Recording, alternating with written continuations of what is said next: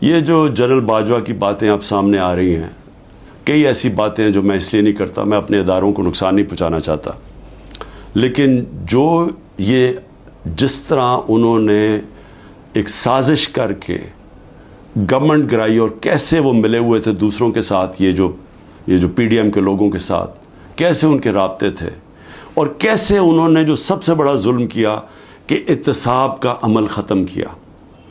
احتساب یاد رکھیں کہ جو کرپشن کیسز تھے، میں بار بار کہتا ہوں 95% ہمارے پہلے کے کرپشن کیسز آ رہے تھے، ہمیں وراثت میں ملے تھے، ہم نے نہیں بنائے تھے۔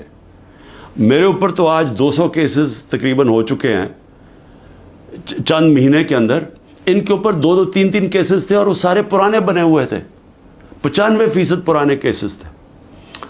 ہمیں تو وہ جو احتساب کا عمل تھا وہ بھی جنرل باجوہ نے اس لیے نہیں چلنے دیا کیونکہ ان کی پہلے سے ان سے ڈیل چل رہی تھی، بات چیت چل رہی تھی۔